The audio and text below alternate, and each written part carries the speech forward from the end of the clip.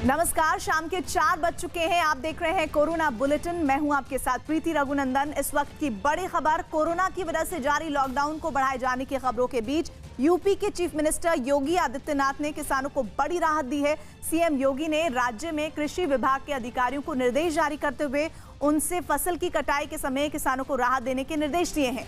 CM ने अधिकारियों से ये सुनिश्चित करने को कहा है कि फसलों की बिक्री के लिए किसानों को आने जाने में किसी तरह की परेशानी ना हो। यही नहीं, सीएम योगी ने किसानों की फसल खरीदने के लिए भी इंतजाम किए जाने के निर्देश दिए हैं और ये भी निर्देश दिए हैं कि किसानों की फसल को उनके खेतों से ही खरीदने की कोशिश की जाए। यूपी के महुआ से एक खबर है, जहां डिप्टी एसपी अवध सिंह ने घर घर जाकर गरीबों को राशन दिया। डिप्टी एसपी ई रिक्शा खुद चलाकर गरीबों के घर तक पहुंचे, जिसके बाद उन्होंने लोगों को राशन बांटा। लॉकडाउन के दौरान लोगों का घरों से कुछ राज्यों में सेवानिवृत्त अधिकारी और स्टाफ भी पुलिस की एनफोर्समेंट में मदद करने के लिए आगे आ रहा है। अन्य विभागों के अधिकारियों की भी पुलिस मदद लेकर एनफोर्समेंट कर रही है। एनएसएस और एनसीसी के कैडेट्स भी पुलिस की एनफोर्समेंट में सहयोग दे रहे हैं। एसेंशियल गुड्स और सर्विसेज की स्थिति नियंत्रण में है। जैसे मैंने कल बताया था, इस व्यवस्था को और भी सुदृढ़ करने के लिए गृह मंत्रालय ने कल सभी राज्य सरकारों को पत्र लिखकर फिर से स्पष्ट किया है कि मंत्रालय की गाइडलाइंस का लेटर और स्पिरिट में अनुपालन होना चाहिए। सभी ट्रक्स और गुड्स कैरियर्स का इंटरस्टेट और इंट्रास्टेट मूवमेंट अलाउड है, चाहे वो कार्गो एसेंशियल हो या नॉन एसेंशियल। कार्गो मूवमेंट के लिए अलग से कोई भी परमिट या अप्रूवल की आवश्यकता नहीं है। खाली ट्रक्स और गुड कैरियर्स भी अलाउड है, क्योंकि ये गुड्स को पिकअप करने के लिए जाते हैं या गुड्स की डिलीवरी करने के बाद वापस आते हैं। ट्रक में ड्राइवर और उसके साथ एक व्यक्ति परमिटेड है। हमने पत्र में ये भी लिखा कि लोकल अथॉरिटीज़ को ट्रक ड्राइवर और क्लीनर की सक्रियता के साथ उनके घरों से ट्रक की लोकेशन तक जाने में सहयोग देना चाहिए। लॉकडाउन एक्टिविटीज़ के अंतर्गत जो औद्योगिक और व्यावसायिक एक्टिविटीज़ की अनुमति है, उनके वर्कर्स की सरल आवाजाही में भी लोकल अथॉरिटीज़ को सहयोग देना चाहिए। रेलवेज, एयरपोर्ट्स, सी पोर्ट्स और कस्टम्स के अधिकारियों को उनके स्टाफ और कंट्रैक्चुअल लेबर को पास देने के लिए अधिकृत किया गया है। ये सब भी सुनिश्चित करना चाहिए। स्टेट्स और यूटीज़ को त्वरित गति से उन कंपनीज और संगठनों के वर्कर्स के लिए पास इशू करना चाहिए जो लॉकडाउन रेस्ट्रिक्शन से एग्जेम्प्ट हैं। जो मैन्युफैक्चरिंग यूनिट्स स्टेट्स और यूटीज़ के बॉर्डरिंग एरियाज में हैं, उनको कोई समस्या ना आए, इसका भी ध्यान रखना चाहिए। जो सूक्ष्म, लघु और मध्यम उद्यम एसेंशियल आइटम्स में कार्य कर रहे हैं, जैसे आटा, दाल और एडिबल ऑयल, उनके कार्यों में कोई रोक टोक नहीं होनी चाहिए। वेयर हाउसेस, कोल्ड स्टोरेजेस को भी बाधा रहित तरीके से ऑपरेट करने देना चाहिए, चाहे वे एसेंशियल गुड्स के लिए कोल्ड स्टोरेज और वेयर हाउस हो, चाहे अन्य गुड्स के लिए। ये निर्देश हॉटस्पॉट्स और कंटेनमेंट एरियाज को छोड़कर सभी क्षेत्रों पर लागू हैं और इन सब एक्टिविटीज़ को करते हुए सोशल डिस्टेंसिंग और प्रॉपर हाइजीनिक प्रैक्टिसेस का कंप्लायंस इंश्योर करना चाहिए। सभी राज्य सरकारों को सुनिश्चित करना है कि सभी डिस्ट्रिक्ट अथॉरिटीज़ और फील्ड एजेंसीज तक इन गाइडलाइंस की जानकारी पहुंचाए, जिससे कि लोक हित में ये सब परमिटेड एक्टिविटीज़ बाधा रहित और सुचारू रूप से चलती रहे। इन सब मेजर्स से हम इंश्योर कर सकते हैं कि लॉकडाउन के दौरान एसेंशियल कमोडिटीज़ और सर्विसेज में कोई भी कमी ना आए। धन्यवाद। ICMR representative please. कल तक हमने 2,06,212 टेस्ट किए हैं। उनमें से 14,855 पिछले दिन जो हुए थे वो 156 लैब से हुए हैं और जो 69 जो प्राइवेट सेक्टर में के लैब है उनमें से 1913 टेस्ट हुए हैं। हमने 14 मेंटोर इंस्टीट्यूट्स करके उनको खड़े किया है कि जो यानी सब लोगों का कहना है कि अलग अलग जगह पे टेस्टिंग फैसिलिटी होए तो वो रीजनल उनको स्टेट एलोकेशन किया है और वो लोग अपने अपने इलाके में वो देखेंगे और कहीं नई लैब खोलना है क्या, कहीं वो फिजिबल है क्या, उनके पास सारे इक्विपमेंट है क्या और वो ट्रेन कर सकते हैं क्या। आज भी हमको इतना डरने की ज़रूरत नहीं है। जिस ढंग से हम टेस्ट कर रहे हैं अभी जितना स्टॉक है उसमें हम 6 हफ्ता टेस्टिंग आराम से कर सकते हैं। Representative of health please. कोविड-19 के संबंधित इशू पर रिसर्च को रिव्यू करने के लिए माननीय हेल्थ और साइंस एंड टेक्नोलॉजी मिनिस्टर साहब ने CSIR की लैब DG CSIR और उनकी 38 लैब के साथ कल एक डिटेल रिव्यू लिया था, जिसके तहत CSIR में एक कोर स्ट्रैटेजी ग्रुप बनाया गया है और उस स्ट्रैटेजी ग्रुप के तहत मुख्यतः डिजिटल और molecular surveillance, rapid and economical diagnostics, new drugs, repurposing of drugs and associated production processes पर काम किया जा रहा है। CSIR की ये labs private sector industries, public sector units, medium and small scale industries और मंत्रालयों के साथ भी क्लोज कोऑर्डिनेशन में कार्य कर रही हैं। इसके साथ ही स्टेट रूरल लाइवलीहुड मिशन के तहत 27 राज्यों में 78,000 के करीब हमारे जो सेल्फ हेल्प ग्रुप मेंबर्स हैं उनके द्वारा अब तक 1.96 करोड़ मास्क का प्रोडक्शन किया जा चुका है। साथ ही नेशनल कैडेट कोर द्वारा एक्सरसाइज NCC योगदान के तहत सिविल एडमिनिस्ट्रेशन की मदद की जा रही है। कोविड-19 के खिलाफ की इस लड़ाई में अब तक 50,000 से अधिक लोगों ने वॉलंटियर किया है। माननीय प्रधानमंत्री जी ने कहा है कि जान भी है जहान भी है और उनकी यह call is also backed by action. 10 अप्रैल तक प्रधानमंत्री गरीब कल्याण योजना के पैकेज के तहत अब तक 30 करोड़ से अधिक गरीब लोगों को कोविड-19 के कारण हुए लॉकडाउन के प्रभाव से संबंधित बचाने के लिए सपोर्ट के लिए 28,256 करोड़ रुपए की फाइनेंशियल असिस्टेंस प्रदान की गई है। This includes support to 19.86 crore Jandhan Yojana women account holders, जिनको कि 9,930 करोड़ रुपए ट्रांसफर किए गए हैं। साथ ही PM किसान योजना के तहत 6.93 करोड़ फार्मर्स को करीब 13,855 करोड़ रुपए ट्रांसफर किए गए हैं। इसी तरीके से सोशल असिस्टेंस प्रोग्राम के तहत 2.82 करोड़ विडोज, सीनियर सिटीजन्स और जो हमारे दिव्यांग हैं उनको करीब 1,405 करोड़ रुपीस ट्रांसफर किए गए हैं। 2.16 करोड़ जो हमारे बिल्डिंग और इंफ्रास्ट्रक्चर वर्कर्स हैं उनको भी करीब 3,066 करोड़ रुपीस की राशि के द्वारा हमने ऑनलाइन ट्रांसफर किया है। मैं यही आप लोगों की दृष्टि में लाना चाहूँगा कि while nation is at lockdown, हम ये चाहते हैं कि लाइफ ना रुके और इसीलिए एफर्ट्स हैं कि while lives are being protected, उसी के साथ साथ लाइवलीहुड्स के ऊपर भी काम हो। अब तक अगर मैं आप लोगों की दृष्टि में लाना चाहूँगा तो एक बहुत पॉजिटिव न्यूज़ ये लाना चाहूँगा कि अब तक अराउंड 857 लोग रिकवर हो चुके हैं और उनको हॉस्पिटल से डिस्चार्ज किया जा रहा है। इसके साथ ही अगर आप देखें तो एक ही दिन के अंदर 141 लोग जो रिकवर हुए हैं हमारे यहाँ पर। अगर पॉजिटिव केसेस और रिपोर्टेड डेथ्स की स्थिति अगर हम देखें तो टोटल 9,152 पॉजिटिव केसेस आए हैं, टोटल 308 डेथ रिपोर्ट हुई हैं और एक दिन के तहत देखें तो 796 पॉजिटिव केसेस एडिशनल आए हैं और इसके साथ ही टोटल 35 एडिशनल डेथ देश में रिपोर्ट की गई हैं।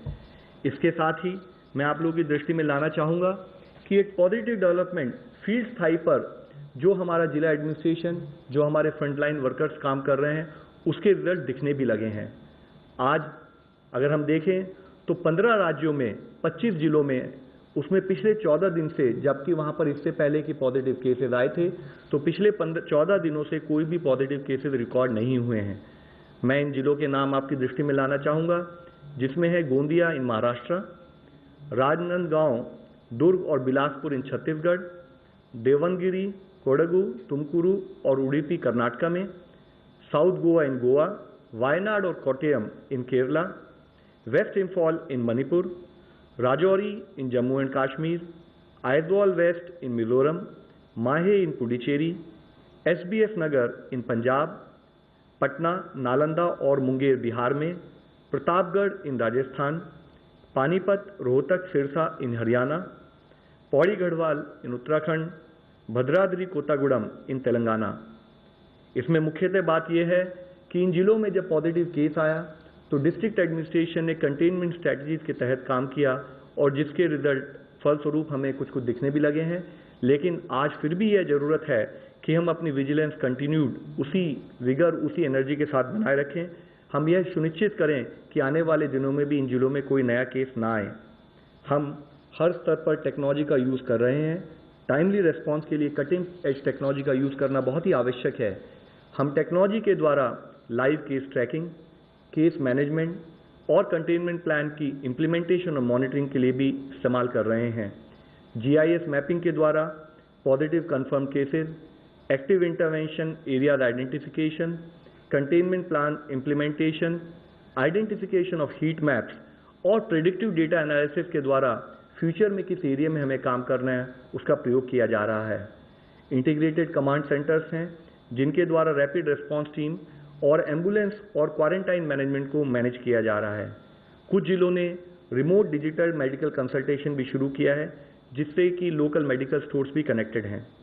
सरकार ने कोरोना वायरस इन्फेक्शन के रिस्क असेसमेंट के लिए नागरिकों के लिए एक आरोग्य सेतु एप्लीकेशन का भी लॉन्च किया है।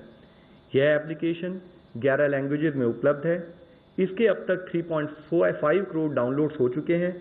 इसके द्वारा एक कॉमन सिटीजन अगर इस एप्लीकेशन को डाउनलोड करते हैं तो ना ही वो अपना रिस्क असेसमेंट कर सकते हैं, इसके साथ ही अगर इस एप्लीकेशन को सभी लोगों ने डाउनलोड किया हो तो उनको अगर वो किसी पॉजिटिव या उस टाइप के आदमी के पास जाएंगे तो उनको एक रिक्वायर्ड अलर्ट भी मिलेगा।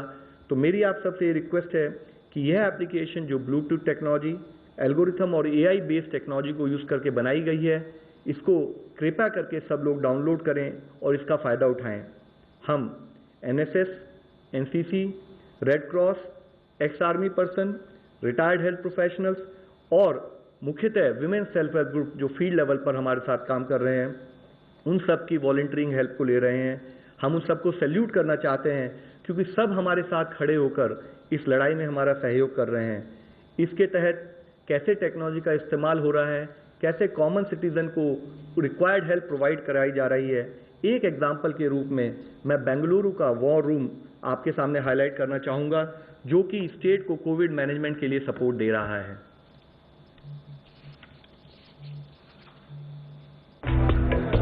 भारत की सूचना प्रौद्योगिकी की राजधानी माने जाने वाला शहर बेंगलुरु, जहां IT एक्सपर्ट्स कंप्यूटर और इंटरनेट प्रणालियों को प्रभावित करने वाले वायरसों का समाधान ढूंढने में कभी चूकते नहीं। कुछ ऐसे ही उन्होंने कोरोना वायरस के विरुद्ध भी अभियान छेड़ दिया है। भारत में कोरोना से मौत का पहला मामला जब कर्नाटक से आया तो सरकार तुरंत हरकत में आ गई। ये है बेंगलुरु में बनाया गया 24 घंटे काम करने वाला वॉर रूम। यहां software engineer, doctor, pilot, research scholars, psychologist, नागरिक, शिक्षाविद, रेड क्रॉस कर्मी सभी कोरोना योद्धा की भूमिका में हैं। विभिन्न क्षेत्रों के 22,000 से अधिक लोग खुद को कोरोना योद्धा के तौर पर पंजीकृत करा चुके हैं। यहां हर आने वाली कॉल का जवाब दिया जाता है। कॉलर को उचित और आवश्यक जानकारियां मुहैया कराई जाती हैं। This is a perfect way that all the startups and the government and academia has come together. It gives you real-time information of the positive cases, suspected cases, and an entire graph at the taluka level and the district level. Hunger helpline number 155214 भी इस war room से संचालित किया जा रहा है। श्रम विभाग द्वारा संचालित ये हेल्पलाइन नंबर प्रवासी मजदूरों और बेघरों की खाद्य आवश्यकताओं को पूरा करता है। जहां जरूरतमंदों को सिर्फ 155214 पर कॉल करना होता है। वॉर रूम में विशाल इलेक्ट्रॉनिक वॉल है जिस पर हर आने वाले फोन कॉल का स्थान और उन तक पहुंचने वाले वॉलंटियर्स की जानकारी होती है। ई वॉल पर लाल निशान शहर भर से आने वाले कॉल्स को दर्शाता है। लॉकडाउन शुरू होने के बाद से 10 लाख से अधिक लोगों को भोजन दिया जा चुका है। इसके अलावा वॉर रूम फेक न्यूज के भांडाफोड़ में भी अहम योगदान दे रहा है। This is the nerve center, what we call it as CM's war room on COVID-19. This is where we are fighting various battles. The first battle that we fight, what you are seeing on the big screens, is the fight against hunger. Now the vision of Honorable Prime Minister and Chief Minister is to ensure that nobody goes hungry in our state and country. Bengaluru महानगर पालिका के परिसर में भी इस नियंत्रण कक्ष की एक महत्वपूर्ण इकाई है, जहां कोरोना योद्धा और अधिकारी 24 घंटे प्रारंभिक स्तर पर कोरोना को परास्त करने के उद्देश्य से काम कर रहे हैं। हीट मैप हॉटस्पॉट को चिन्हित करने और इनको खतरे के आधार पर वर्गीकृत करने का सबसे उन्नत तरीका है।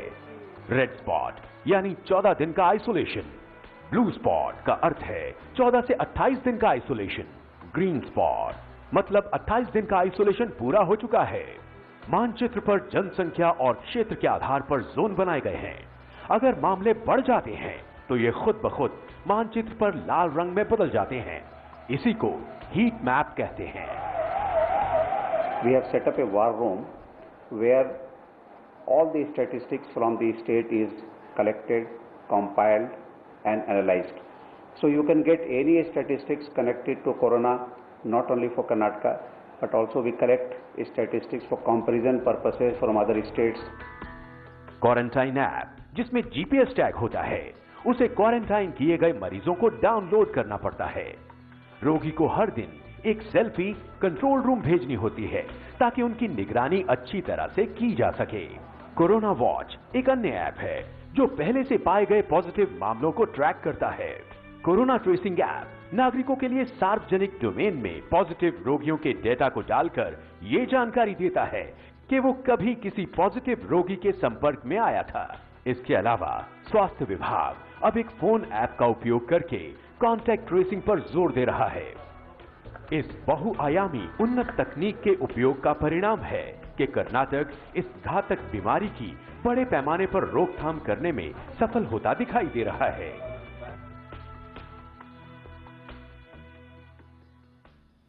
मैं फिर आप लोगों की दृष्टि में भारत की सूचना पर मैं फिर आपकी दृष्टि में लाना चाहूँगा कि भारत में हमने हमेशा एक प्रोएक्टिव स्ट्रैटेजी के तहत काम किया है। इंस्टेड ऑफ कि virus is chasing us and we reacting to it, हमारा फोकस हमेशा से सर्वेलेंस, कॉन्टैक्ट ट्रेसिंग और केस मैनेजमेंट के माध्यम से वायरस को एक्टिवली चेज करने का रहा है। इट इज़ इम्पॉर्टेंट कि हम लोग बिहेवियरल चेंज और सोशल डिस्टेंसिंग को एक अपनी लाइफ में समाहित करें और हम सोशल वैक्सीन यानी कि सोशल डिस्टेंसिंग को अपनी लाइफ का एक मेजर पार्ट बनाएं। चैलेंज बहुत बड़ा है, बट आप सबसे मैं यही रिक्वेस्ट करना चाहूँगा कि India has to work hard and emerge successful out of it. धन्यवाद। एक इनपुट मैं शेयर करना चाहूँगा मिनिस्ट्री ऑफ रेलवेज के बारे में है। Railways has loaded and carried more than 1.9 lakh wagons of coal and more than 13,000 wagons of petroleum products.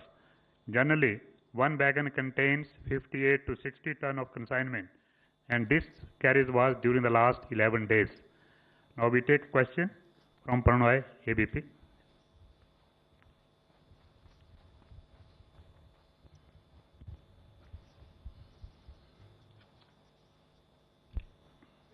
मेरा सवाल आईसीएमआर से है।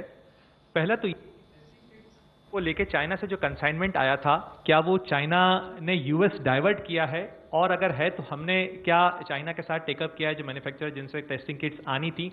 पहला कंसाइनमेंट कब तक आने की उम्मीद है जो भारत ने पहला ऑर्डर दिया था उसके लिए। और दूसरा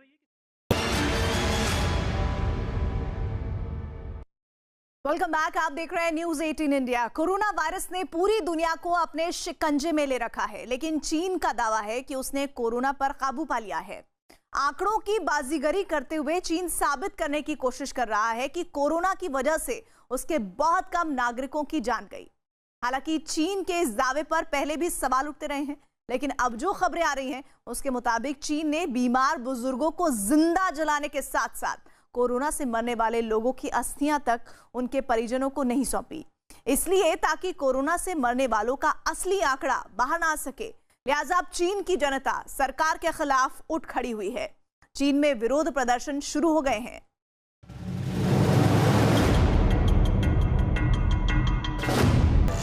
कोरोना से हुई मौतों पर चीन में मचा हाहाकार।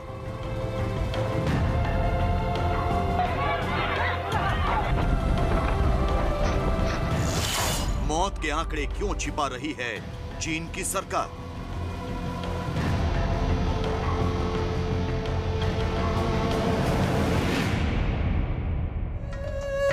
चीन के हुबेई प्रांत में लोग घरों से बाहर निकल रहे हैं। वुहान में जिंदगी पटरी पर लौट रही है। ऐसा लग रहा है जैसे चीन ने कोरोना पर काबू पा लिया। ऐसा लग रहा है कि कोरोना के एपी सेंटर वुहान में 76 दिनों का लॉकडाउन कारगर साबित हुआ। लेकिन किसी निष्कर्ष पर पहुंचने से पहले आपको आज हम चीन की ऐसी हकीकत से रूबरू करवाएंगे जिसे देखकर किसी की भी रूह कांप जाए। आज हम आपको चीन की सरकार का ऐसा स्याह चेहरा दिखाएंगे जिसने मानवता को भी शर्मसार कर दिया।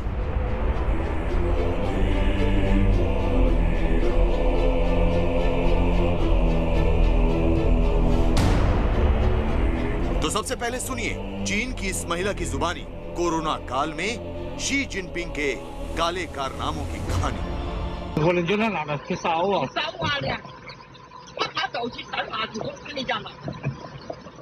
关键是你是5个人，你妈去救他。我要救啊！他我救来，跟我的我有我这个样子过来，我救。像我们的资源，我今年还真的想得开心呐！我真的是高兴的，我想得最惨的，我要做太开 कनाडा के एक न्यूज चैनल पर दिखाई गई इस रिपोर्ट के मुताबिक चीन में कोरोना से संक्रमित बुजुर्गों को जिंदा जलाया जा रहा है। अस्पताल प्रशासन संक्रमण फैलने के डर से इन्हें मरने से पहले ही आग के हवाले कर रहा है। अगर ये सच है तो इससे खौफनाक सच नहीं हो सकता। हालांकि चीन कहता रहा है कि उसके देश में कोरोना से मरने वालों की संख्या बेहद कम है। चीन की सरकार दावा करती रही है कि उसने वक्त रहते कोरोना पर काबू पा लिया, लेकिन इस दावे की हकीकत आपको दिखाएंगे तो आप हैरान रह जाएंगे। चीन ने किस तरह कोरोना से मौत के आंकड़े छिपाए उसका सच देखिए। बंद कमरे में बक्सों का ढेर, ये बक्से एक एक कर ट्रकों में लादे जा रहे हैं। जाहिर है आप सोच रहे होंगे कि इन बक्सों में क्या है, तो आपको बता दें कि इन बक्सों में कोरोना से मरने वाले लोगों की अस्थियां हैं। उन्हीं लोगों की अस्थियां जिन्हें लेने के लिए परिजन लंबी लंबी लाइन में लगे नजर आ रहे हैं। घंटों इंतजार के बाद उन्हें उनके अपनों की अस्थियां सौंपी जा रही हैं, वो भी इस हुक्म के साथ कि बहुत गोपनीय तरीके से इनका अंतिम संस्कार किया जाए। तो वो कौन सा सच है जिसे चीन की कम्युनिस्ट सरकार छिपाना चाहती है? चीन की सरकार क्या मौत का खेल खेल रही है? चीन के ही एक अखबार में छपी खबर के मुताबिक फरवरी में चीन के वुहान में शवदाह गृह 24 घंटे चलते रहे। यहाँ के शवदाह गृह में 1 घंटे में 30 शव जलाए जाते हैं। इस हिसाब से रोज 720 शव जलाए जाने की आशंका। यानी अगर फरवरी की ही बात की जाए तो 29 दिनों में 20,880 शव जलाए गए होंगे। मतलब ये कि चीन कोरोना से मरने वालों का सही आंकड़ा छिपा रहा है। C'est ridicule, c'est le nombre de morts en trottinette, si vous voulez. C'est pas ça. C'est évidemment pas ça.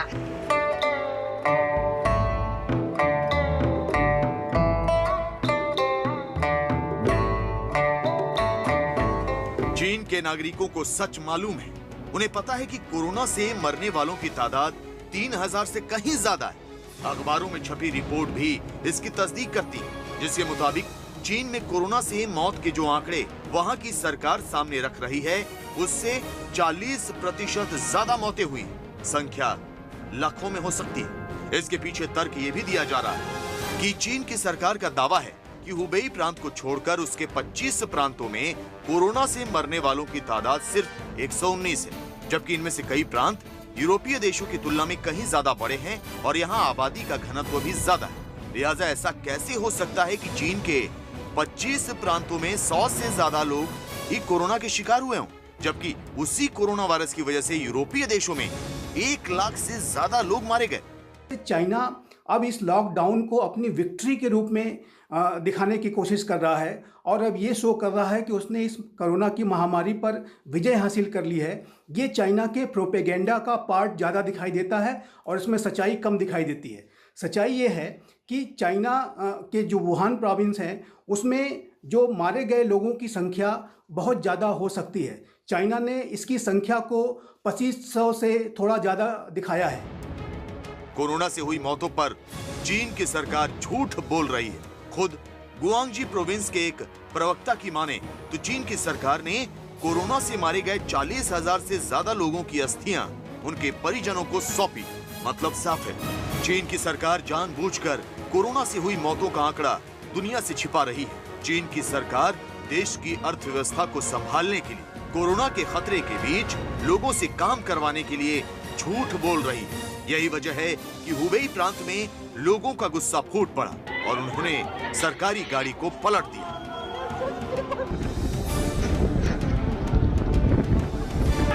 Police के साथ मारपीट की और जिनपिंग के खिलाफ नारे लगाए।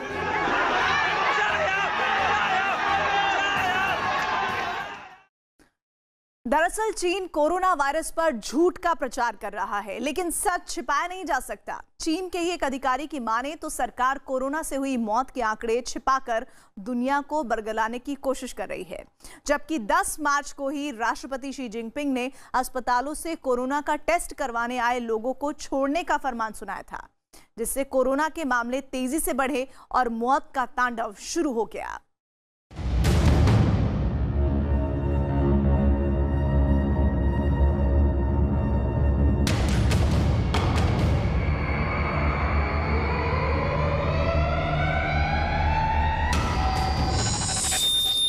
मार्च 2020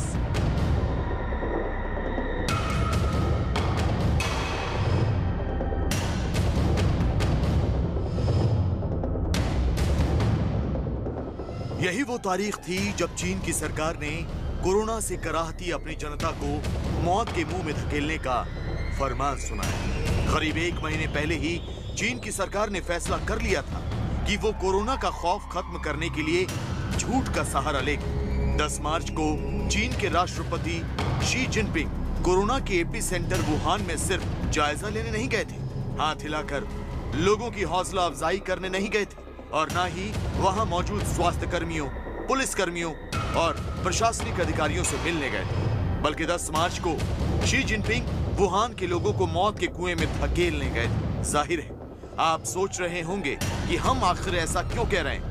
ब्रिटेन के एक अखबार में छपी रिपोर्ट के मुताबिक 10 मार्च को वुहान में जिनपिंग का दौरा खत्म हुआ तो वहां के अस्पतालों को एक फरमान सुनाया गया। चीन की सरकार ने अस्पतालों को हुक्म दिया कि वो गंभीर रूप से बीमार कोरोना के मरीजों को छोड़कर बाकियों को डिस्चार्ज कर दें। इनमें वो मरीज भी शामिल थे जिनकी ना तो ठीक से जांच हुई थी और ना ही ये पता लगा था कि वो कोरोना से संक्रमित हैं भी या नहीं। ऐसे में अस्पताल से छोड़े गए कई मरीज कोरोना वायरस के कैरियर बन गए और वुहान में मौत का तांडव शुरू हो गया। बहुत सारे ऐसे मरीज जो कि अभी भी कोरोना के संदिग्ध थे, उनको भी अलाउ कर दिया कि वो फिर जा करके अपने काम धाम करें और इकोनॉमी को ऑन द ट्रैक लाने का एक तर्क देते हुए उन्होंने ऐसा करने की कोशिश की। चाइना की जो रिजीम है, शी जिनपिंग की जो सरकार है, पहले वो अपने रिजीम के रेपुटेशन के बारे में सोचती है, अपने रिजीम को बचाने के बारे में सोचती है और नागरिकों के बारे में वो बिल्कुल बाद में सोचती है।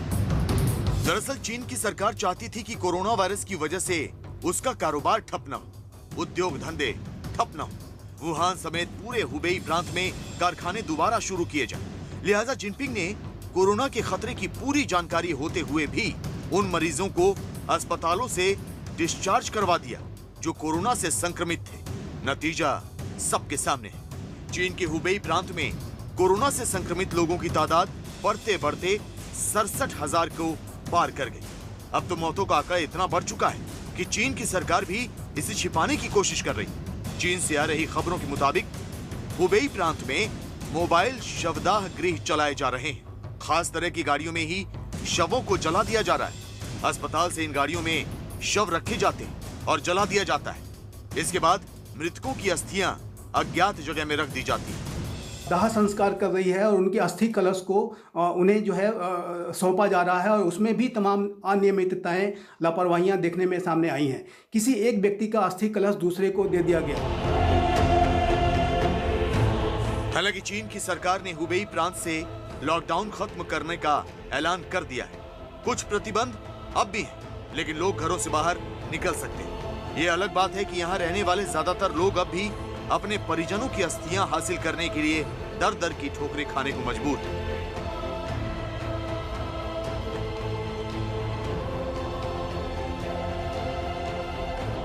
ये झांग है। कोरोना वायरस की वजह से झांग के पिता की अस्पताल में मौत हो गई। अस्पताल प्रशासन ने उनके शव को भी जला दिया, लेकिन अब तक झांग को उनके पिता की अस्थियां नहीं मिली। शायद इसीलिए क्योंकि चीन की सरकार कोरोना से हुई मौतों का असल आंकड़ा दुनिया से अब तक छिपा कर रखना चाहती है। शायद इसीलिए क्योंकि चीन की सरकार को अपने लोगों की जान, उनकी भावनाओं से ज्यादा प्यारी अपनी अर्थनीति। आपको बता दें कि चीन में कोरोना के अलावा दूसरी बीमारी से भी मरने वालों के अंतिम संस्कार के लिए शमशान जाने की इजाजत नहीं है। चीन में मृतकों के परिजन 1 फरवरी से ही अंतिम संस्कार नहीं कर पा रहे। यही नहीं, करीब 3 साल पहले चीन ने देश में हर तरह के शवों का अंतिम संस्कार विद्युत शवदाह गृह में करने का फैसला किया था। हालांकि चीन में कई जगह लकड़ी से भी शवदाह किए जाते हैं, लेकिन वहां अब शवों को जमीन में दफन करने पर पूरी तरह से रोक लगाई जा चुकी है। ये नियम हर धर्म के लोगों पर लागू हो चुका है। चीन की सरकार के मुताबिक मरने के बाद किसी व्यक्ति को जमीन में गाड़ने से जमीन बर्बाद होती है। इस बात की संभावना है कि ये जो मरने वालों का आंकड़ा 45,000 से भी ज़्यादा सिर्फ वुहान में ही हो सकता है। जो ओवरऑल आंकड़ा है चाइना का वो 3300 कहते हैं, जबकि ये संख्या बहुत ज़्यादा हो सकती है। जो संक्रमित लोगों का आंकड़ा वो 82,000 कहता है, जबकि ये आंकड़ा बहुत ही ज़्यादा हो सकता है, मिलियंस में हो सकता है। तो ये चाइना का जो एक non transparent brutal authoritarian regime है वो इसके लिए जिम्मेदार है। जाहिर है चीन कोरोना की आड़ में अपने ही नागरिकों के साथ खिलवाड़ कर रहा है। कोरोना वायरस पर काबू पाने के दावे कर लोगों को बरगला रहा है ताकि उसके कारखाने चलते रहें और वो इस संकट की घड़ी में भी अपना खजाना भरता रहे।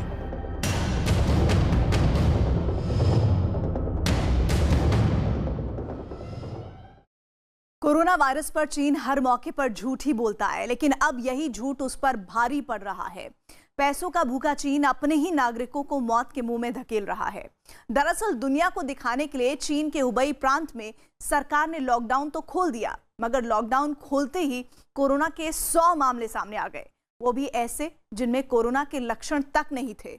लिहाजा अब चीन सरकार के हाथ पांव फूले हुए हैं और जनता इस महामारी से पनाह मांग रही है।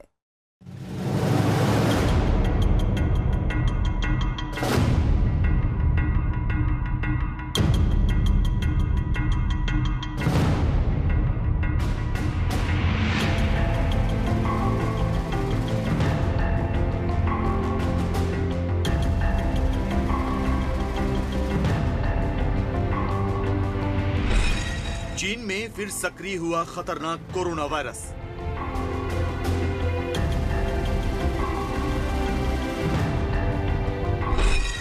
चौबीस घंटे में कोरोना के 100 नए मामलों से सनसनी।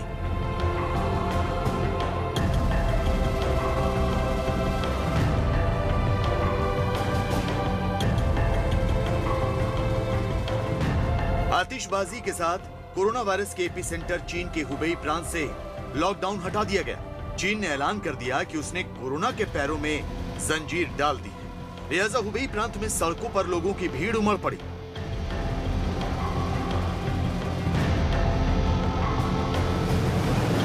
अप्रैल की सुबह से ही फैक्ट्रियां भी चालू कर दी गई। वुहान के बॉर्डर खोल दिए गए और बुलेट ट्रेन अपनी रफ्तार से दौड़ने लगी। यही नहीं, हवाई सेवा भी शुरू कर दी गई। लेकिन तभी कुछ ऐसा हुआ जिसने चीन की सरकार के होश उड़ा दिए। चीन में कोरोना ने दोबारा दस्तक दी, पहले से कहीं ज्यादा खतरनाक रूप। बीते 24 घंटे में चीन में कोरोना के 100 नए मामले सामने आए। खास बात यह कि 63 मरीजों में कोरोना के लक्षण तक नहीं दिखे।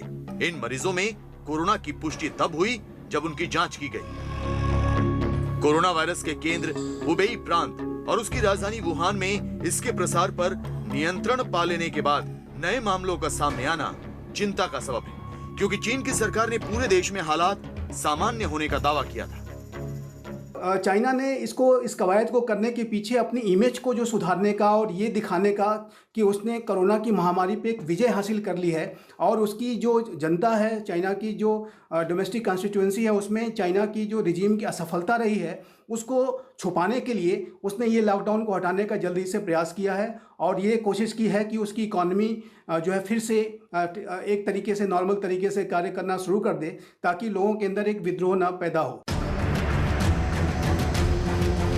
समाचार एजेंसी सिन्हुआ के मुताबिक देश के कुछ हिस्सों में समूह स्तर पर कोरोना वायरस संक्रमण की जानकारी सामने आने के बाद शनिवार को लोगों से रक्षात्मक उपायों को मजबूत करने और भीड़ लगाने से बचने को कहा गया है। चीन की सरकार की माने तो कोविड-19 के प्रकोप से जूझ रहे दूसरे देशों में फंसे चीन के नागरिकों के स्वदेश लौटने के बाद कोरोना वायरस के मामले बढ़ने लगे हैं, लिहाजा अब उन्हें 14 दिन तक क्वारंटीन किया जा रहा है। चीन के राष्ट्रीय स्वास्थ्य आयोग यानी NHC के मुताबिक शनिवार तक देश में 1280 मामले ऐसे थे जो विदेशों से संक्रमित होकर आए हैं। इनमें से 481 को ठीक होने के बाद अस्पताल से छुट्टी दे दी गई, जबकि 799 का भी इलाज चल रहा है, जिसमें से 36 की स्थिति गंभीर बनी हुई है। चीन की सरकारी एजेंसियों की माने तो वहां कोविड-19 से मारे जाने वाले लोगों की संख्या अब भी 3,339 है और शनिवार को कोरोना से किसी की मौत नहीं हुई। हालांकि घरेलू स्तर पर फैले 2 नए मामलों का भी पता चला है और दोनों ही मामले हेलोंगजियांग प्रांत से सामने आए, जिसकी सीमा रूस से लगती है। मतलब यह कि चीन में कोरोना का खतरा अभी टला नहीं है। जिनपिंग चाहे लाख दावे करे, लेकिन कोरोना अब भी घात लगाए बैठा है।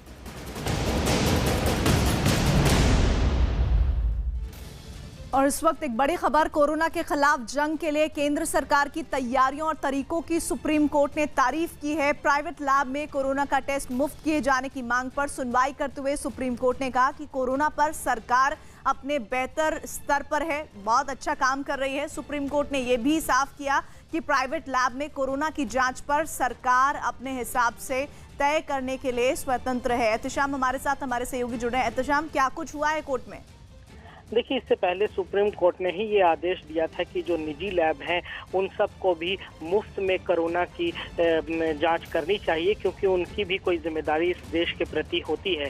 लेकिन एक निजी डॉक्टर ने इसको चैलेंज किया था सुप्रीम कोर्ट में और साथ ही साथ केंद्र सरकार ने भी आज ये कहा कि निजी लैब से मुफ्त जाँच कराना थोड़ा मुश्किल होगा, क्योंकि निजी लैब एक सहारा के तौर पर केंद्र सरकार के साथ काम कर रहे हैं और बहुत सारे ऐसे लोग हैं जो आयुष्मान भारत स्कीम से जुड़े हुए हैं, तो उनको वैसे भी मुफ्त उनकी जांच होती है। लेकिन सभी को मुफ्त जांच प्राइवेट लैब में कराना संभव नहीं है। इसका असर ये होगा कि जो प्राइवेट लैब हैं वो जांच करना ही बंद कर देंगे, जैसा कि पिछले 2-3 दिनों से हो रहा है। इससे सरकार पर बोझ काफी बढ़ जाएगा। सुप्रीम कोर्ट ने भी आज इस तर्क को सही माना और ये कहा कि सरकार चूंकि अपना सबसे बेहतर करने की कोशिश कर रही है, इसलिए अब केंद्र सरकार पर ही छोड़ते हैं कि वो किसको मुफ्त में जांच कराना चाहती है, प्राइवेट लैब से या नहीं। उसके लिए वो एक दिशा निर्देश जारी कर दे। जहां तक सरकारी अस्पताल का कहना है तो वहां पर तो ये सारी जो जांच है वो मुफ्त ही होते हैं। जी एहतशाम, शुक्रिया जानकारी के लिए। और प्रधानमंत्री नरेंद्र मोदी कल सुबह 10 बजे राष्ट्र के नाम संदेश देंगे। पीएमओ ने ट्वीट कर इसकी जानकारी दी है। पीएम लॉकडाउन बढ़ाने पर बड़ा ऐलान कर सकते हैं। कोरोना की रोकथाम के लिए जारी 21 दिन का लॉकडाउन कल ही खत्म हो रहा है। इसमें माना जा रहा है कि पीएम राष्ट्र के नाम संदेश में इसे आगे बढ़ाने का ऐलान कर सकते हैं। तो पीएमओ का वो tweet, prime minister Narendra Modi will address the nation eight 10 AM on 14 अप्रैल। 21 दिन का लॉकडाउन खत्म हो रहा है और इस लॉकडाउन के खत्म होने के साथ ही प्रधानमंत्री कल 10 बजे संबोधन देंगे। लॉकडाउन बढ़ाने को लेकर क्या वो जरूरी निर्देश हो सकते हैं, उस पर सबकी निगाहें हैं। इधर कोरोना के खिलाफ जारी जंग में रिलायंस इंडस्ट्रीज लिमिटेड के सीएमडी मुकेश अंबानी ने असम सरकार की मदद की है। उन्होंने असम सरकार को 10,000 PPE किट मुहैया करवाए हैं, जिनका इस्तेमाल कोरोना के मरीजों के इलाज में जुटे डॉक्टरों और स्वास्थ्य कर्मियों की सुरक्षा के लिए जरूरी है। रिलायंस इंडस्ट्रीज लिमिटेड के सीएमडी मुकेश अंबानी ने मुंबई के असम भवन में असम सरकार को ये पीपीई किट सौंपे हैं। सरकार ने इस मदद के लिए रिलायंस इंडस्ट्रीज लिमिटेड के सीएमडी मुकेश अंबानी का आभार जताया। Today, we also got 10,000 PP from Reliance Industry. Some government wants to thank Mr. Ambani for his help and good gesture. Tamil Nadu सरकार ने लॉकडाउन 30 अप्रैल तक बढ़ा दिया है। कोरोना वायरस को फैलने से रोकने के लिए तमिलनाडु सरकार ने यह फैसला किया है। इससे पहले महाराष्ट्र, पश्चिम बंगाल, ओडिशा और पंजाब की सरकारों ने भी लॉकडाउन 30 अप्रैल तक बढ़ाने का ऐलान किया था। इस बीच पूरे देश में लॉकडाउन का पहला चरण कल यानी 14 अप्रैल को खत्म होने वाला है और कल सुबह 10 बजे प्रधानमंत्री मोदी राष्ट्र को संबोधित करेंगे। तमिलनाडु में भी 30 अप्रैल तक लॉकडाउन बढ़ा दिया गया है। तो ऐसे में जो राज्यों की लिस्ट है उसमें महाराष्ट्र, पश्चिम बंगाल, ओडिशा और पंजाब के बाद तमिलनाडु का नाम भी शामिल हो गया है, जहां 30 अप्रैल तक लॉकडाउन को बढ़ाया गया है। दिल्ली के गाजीपुर मंडी में दूसरी मंडियों के मुकाबले भीड़ काफी कम नजर आ रही है। यहां पर सोशल डिस्टेंसिंग का पालन कर रहे हैं लोग और मुंह पर मास्क भी लगाया हुआ है। मंडी में लोग नियमों का पालन करके इसके लिए दिल्ली पुलिस के जवानों के साथ साथ पैरा मिलिट्री फोर्स के जवानों को भी तैनात किया गया है। वहीं मंडी के दुकानदारों का कहना है कि लोगों की कम भीड़ की वजह से सब्जियां पहले के मुकाबले सस्ती हुई हैं। बारह तो इसलिए पब्लिक आ नहीं रही है, जो प्रशासन है ना वो आने नहीं दे रहे, जिसकी पास है उसकी एंट्री है। तो सब्जियां तो पूरी आ रही है मगर जो कस्टमर है ना मंडी के अंदर वो लोग बहुत कम हो चुके हैं। भीड़ काफी ज्यादा है, हर आदमी के पास अवेलेबल हो चुकी है मास्क। अब थोड़ी बहुत कम बिक रही है, पहले खूब बिकी थी, अब नहीं बिक रही है। खबर बिहार के नालंदा से, जहां लॉकडाउन का सख्ती से पालन करवा रही पुलिस से नाराज किसानों का गुस्सा फूट पड़ा। किसानों ने बिहार शरीफ बाजार के पास NH 31 पर सब्जियां फेंकी और हाईवे जैम कर आगजनी की। इन किसानों ने पुलिस पर पिटाई का आरोप लगाते हुए बताया कि सब्जी बेचकर घर लौट रहे किसानों को पुलिस पीटती है और पुलिस की सख्ती से परेशान किसानों ने गुस्से में आकर इस काम को अंजाम दिया है। वहीं पुलिस को जब किसानों के विरोध की खबर लगी तो वो हालात का जायजा लेने पहुंची और पुलिस ने गुस्साए किसानों और सब्जी विक्रेताओं को समझाने की कोशिश की। साथ ही किसानों से सोशल डिस्टेंसिंग का पालन करते हुए सब्जियां बेचने की अपील की। एक्चुअली किसान के नाम पर बहुत सारे लोग बिना मतलब के भी निकल जाते थे और पुलिस के लिए ये बता पाना मुश्किल था कि मोटरसाइकिल पर कोई किसान है या कोई अन्य आदमी है। तो चेकिंग तो सरकार का आदेश है तो होगा ही होगा चेकिंग। और इधर छत्तीसगढ़ के कोंडागांव में लॉकडाउन को पालन करते हुए एक मुस्लिम समुदाय ने मस्जिद बंद करके लोगों से नहीं आने की अपील की है। वहीं तबलीगी जमात के लोगों से सामने आने की अपील की है। मस्जिद से जुड़े प्रमुख ने तबलीग के लोगों को नसीहत दी है कि वो छिपकर ना रहें। कोरोना से अगर लड़ाई लड़नी है, कोरोना से बचना है तो आपको सामने आना चाहिए। बीमारी के खिलाफ लड़ाई में प्रशासन उनका सहयोग करे, ऐसी भी उन्होंने बात कही।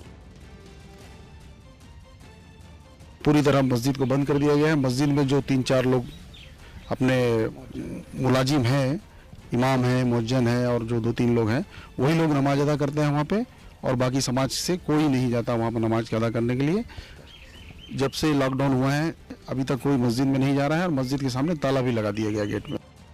लॉकडाउन के दौरान खुद को फिट रखने के लिए एक्टर शिल्पा शेट्टी ने योग करके एक वीडियो शेयर किया। शिल्पा शेट्टी ने इस वीडियो में सूर्य नमस्कार के साथ साथ कुछ ऐसे योग का अभ्यास करने की सलाह दी है जो शरीर में रोग प्रतिरोधक क्षमता बढ़ाने में मदद करते हैं। शिल्पा शेट्टी ने योग के इस वीडियो के जरिए लोगों को फिट रहने की सलाह दी है।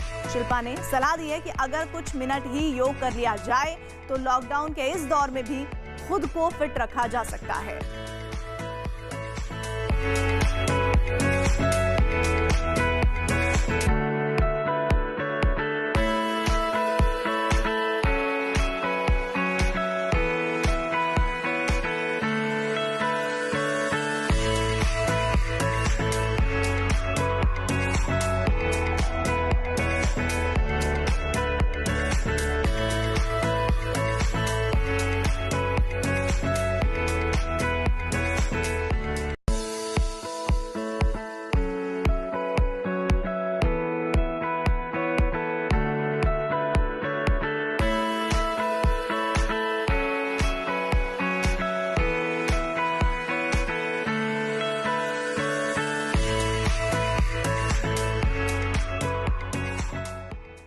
छत्तीसगढ़ के बालोद से खबर, जहां सब्जी और जरूरी सामान लेने के लिए भीड़ लगने की वजह से मंडी को एक स्कूल में शिफ्ट करना पड़ा, जहां दुकानों के बीच कुछ दूरी रखी गई और ग्राहकों से भी दूरी बनाए रखने के लिए कहा गया, जिसका असर साफ दिखा।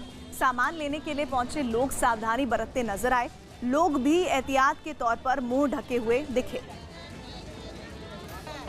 तो ये तस्वीर छत्तीसगढ़ के बालोद की है, जहां पर भीड़ की वजह से सब्जी मंडी को शिफ्ट किया गया। लेकिन इसके बाद अच्छी बात ये रही कि पूरी एहतियात बरती जा रही है, सोशल डिस्टेंसिंग का पालन किया जा रहा है। साथ ही साथ मुंह पर भी मास्क या फिर कपड़ा रखकर लोग कोरोना वायरस के संक्रमण से लड़ाई लड़ने में जुटे हैं।